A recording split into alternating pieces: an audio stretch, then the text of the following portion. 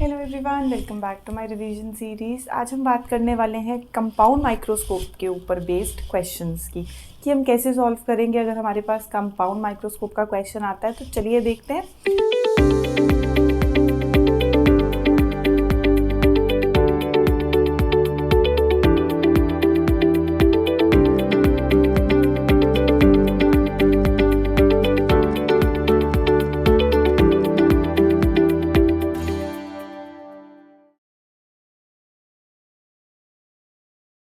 Question number 1 हमने बोला the total magnification produced by a compound microscope is 20, which means हमें क्या given है, m गिवन है 20।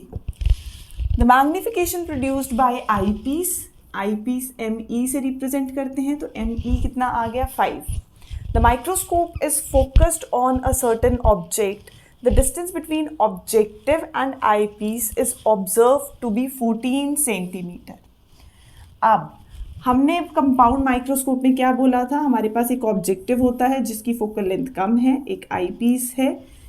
ऑब्जेक्ट का जो हमारे पास जो ऑब्जेक्टिव के लिए ऑब्जेक्ट होगा उसकी जो इमेज बनेगी वो आई पीस के लिए वर्चुअल ऑब्जेक्ट का काम करेगी, और यहाँ से जो रे हमारे पास बेंड होगी पैरेलल फोकस दूसरी ऑप्टिकल सेंटर से, तो हमारे पास यहाँ से दो केसेस बनेंगे, या तो इमेज बनेगी least distance of distinct vision पे, या हम लेंगे इन्फिनिटी वाला केस। तो इसका मतलब हमारे पास टोटल मैग्निफिकेशन का पहले फॉर्मूला है क्या, total magnification is the magnification of eyepiece into the magnification of objective, या हम लिख सकते हैं magnification of objective into magnification of eyepiece. ये हमने जो सिंपल माइक्रोस्कोप में पढ़ी थी हम वही यूज करते हैं। अगर क्वेश्चन हमारे पास आता है इन्फिनिटी का, इन्फिनिटी के लिए हमारे पास फॉर्मूला बनता है m0 हम लेते हैं माइनस v0 अपॉन u0, और जो हमारे पास me आ जाता है वो होता है d अपॉन fv। ये इन्फिनिटी वाले केस के लिए हमने मैग्नीफाइंग पावर की थी। लेकिन अगर least distance of distinct vision का क्वेश्चन है, कैसे पता चल रहा है, पढ़िए आगे। The microscope is focused on a certain object, the distance between objective and eyepiece, जो ऑब्जेक्टिव और आई पीस के बीच का डिस्टेंस होता है उसको हम हमेशा क्या बोलते हैं, length of the tube. Length of the tube क्या है, ऑब्जेक्टिव और आई पीस का डिस्टेंस, ऑब्जेक्टिव और आई पीस के बीच का डिस्टेंस हमेशा लेंथ ऑफ द ट्यूब बोला जाएगा। तो मीन्स हमें यहाँ पे क्या गिवन है, L गिवन है। Now if least distance of distinct vision is 20 centimetre, बता दिया उसने, D की वैल्यू बता दी हमारे पास कितनी है। Least distance of distinct vision हम कैपिटल D या स्मॉल d से जो डिनोट करते हैं 20 सेंटीमीटर, तो ये हमारे पास क्वेश्चन है least distance of distinct vision का।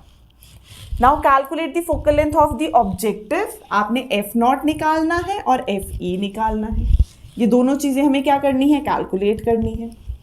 जब least distance of distinct vision का क्वेश्चन होता है, हमने कंपाउंड माइक्रोस्कोप में दो केसेस किए हैं। एक तो अगर image least distance of distinct vision पे बने, मतलब हमें तंग करे स्ट्रेन के साथ, उसकी मैग्नीफाइंग पावर क्या होती है, उस टाइम मैक्सिमम होती है। अगर इमेज इन्फिनिटी पे बनेगी वो स्ट्रेन नहीं क्रिएट करेगी, बट हमारे पास उसकी जो मैग्नीफाइंग पावर होगी वो कम हो जाएगी। तो हमने दो केसेस के लिए डिफरेंट फॉर्मूले किए थे। इन्फिनिटी के लिए ये आया था। अगर हम बात करें least distance of distinct vision की, तो टोटल मैग्नीफाइंग पावर थी माइनस v0 अपॉन u0, साथ में 1 plus d upon fe, minus v0 upon u0 1 plus d upon fe। फिर हम एक केस लेते हैं। केस क्या लेते हैं कि ये जो मेरा ऑब्जेक्ट है, ऑब्जेक्टिव के लिए जो मेरा ऑब्जेक्ट है, अगर ये फोकस के बहुत क्लोज लाई कर रहा है, तो मतलब जितनी मेरी आई पीस की ऑब्जेक्टिव की जितनी फोकल लेंथ होगी उतना मेरा ऑब्जेक्ट डिस्टेंस होगा। तो मतलब u0 की जगह में क्या ले सकती हूँ, f0।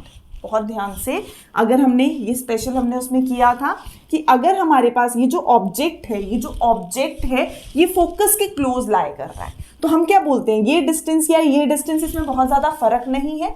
ऑब्जेक्ट अगर फोकस के क्लोज है तो इट मीन्स ऑब्जेक्ट का जो डिस्टेंस है u0 जो है हमारे पास, uo जो है हमारे पास, वो कितना होगा, वो जितनी फोकल लेंथ है ऑब्जेक्टिव की उतना होगा। तो मतलब हमारे पास u0 कितना आ जाएगा, f0 आ जाएगा। इमेज कहाँ बनेगी, इसी में अगर हम केस ले रहे हैं, अगर ऑब्जेक्ट जो है वो फोकस के बहुत क्लोज है, अगर इमेज आई पीस के बहुत क्लोज बनी है, अगर इमेज आई पीस के बहुत क्लोज बनी है मतलब यहाँ, तो इसका मतलब हम अप्रॉक्सीमेट डिस्टेंस ले लेंगे, इसका वी नॉट कितना हो जाएगा, वी नॉट एल हो जाएगा।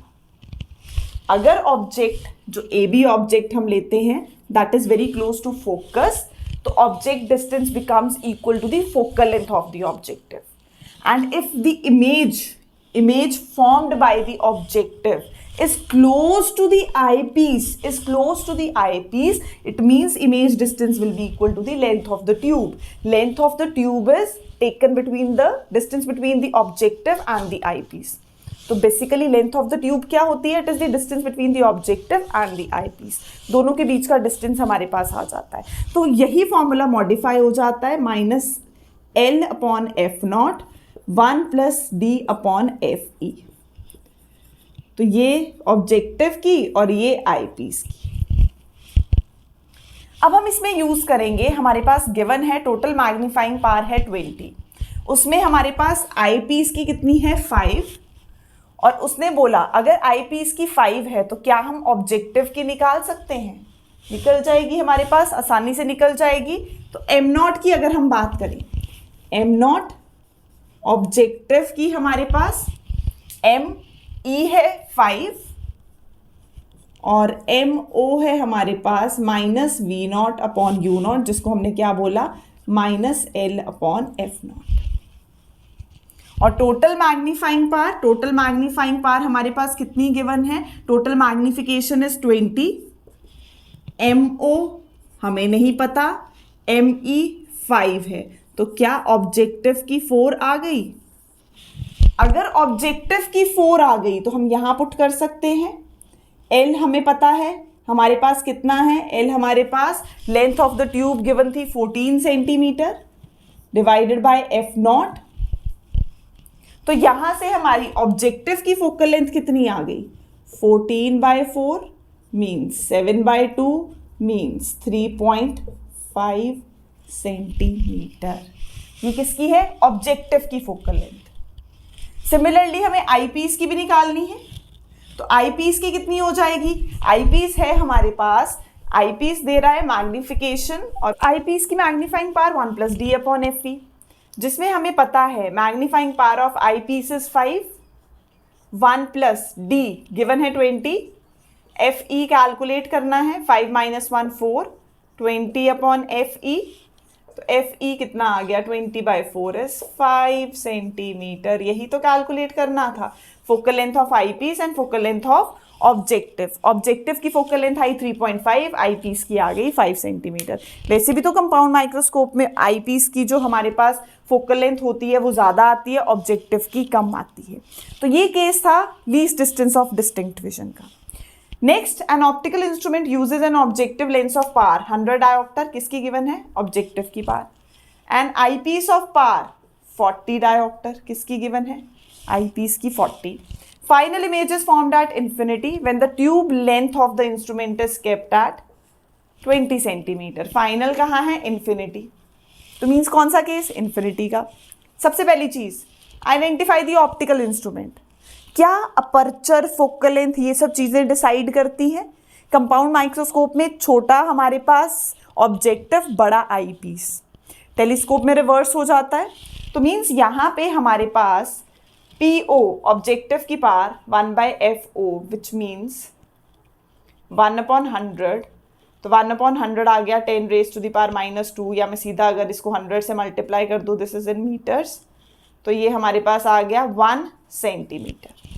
तो ऑब्जेक्टिव की आ गई हमारे पास 1 सेंटीमीटर। आई पीस की गिवन है 40 डायोप्टर, तो फोकल लेंथ के लिए 1/40 कर देंगे। 1/40 मीन्स 100, ये तो हमारे पास मीटर में है, 100/40 किया, सेंटीमीटर में कन्वर्ट किया, तो ये आ गया 2.5 सेंटीमीटर। किसकी फोकल लेंथ ज़्यादा, आई पीस की। अब फोकल लेंथ आई पीस की ज़्यादा है ऑब्जेक्टिव से, तो कौन सा इंस्ट्रूमेंट, कंपाउंड माइक्रोस्कोप। नेक्स्ट उसने बोला है कैलकुलेट द एंगुलर मैग्निफिकेशन, तो कौन सा केस लगेगा, इन्फिनिटी। इन्फिनिटी का कौन सा फॉर्मूला है, V naught upon U naught D upon F we.